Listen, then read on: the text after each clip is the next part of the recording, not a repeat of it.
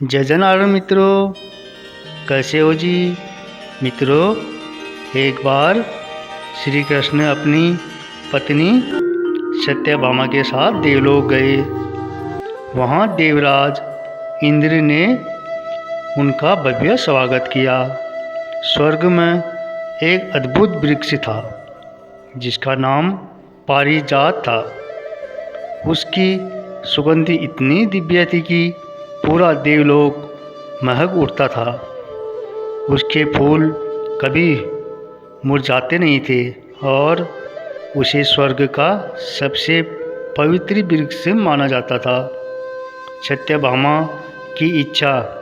जब सत्यभामा ने उस दिव्य वृक्ष को देखा तो वे उसकी सुंदरता पर मोहित हो गई। उन्होंने श्री कृष्ण से कहा, प्रभु, मैं चाहती हूँ कि यह पारिजात वृक्ष द्वारका में भी हो।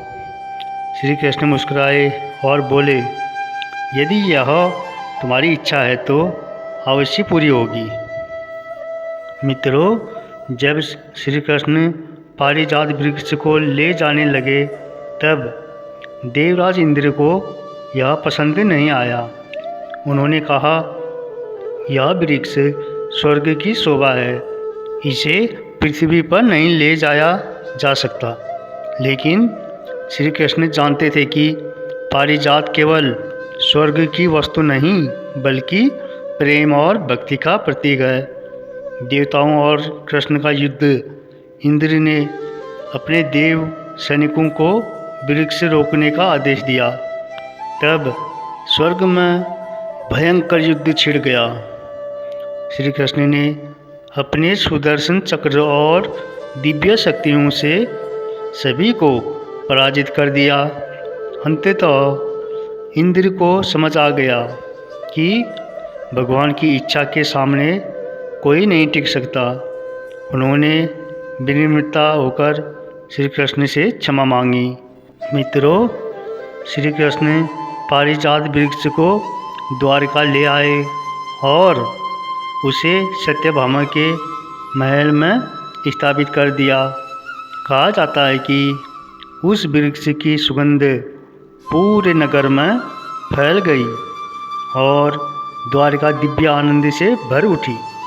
कुछ कथाओं में यह भी बताया गया है कि वृक्ष की शाखाएं सत्यभामा के महल में थी, लेकिन उसके फूल रुक्मिणी के आंगन में गिरते थे। इससे यह संदेश मिलता है कि भगवान का प्रेम केवल बाहरी वैभव से नहीं बल्कि सच्ची भक्ति से प्राप्त होती है।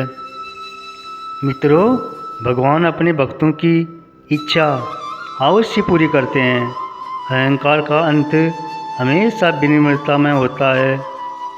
सच्चा प्रेम और भक्ति सबसे बड़ा धन है। जय जय नारायण, जय श्री कृष्ण।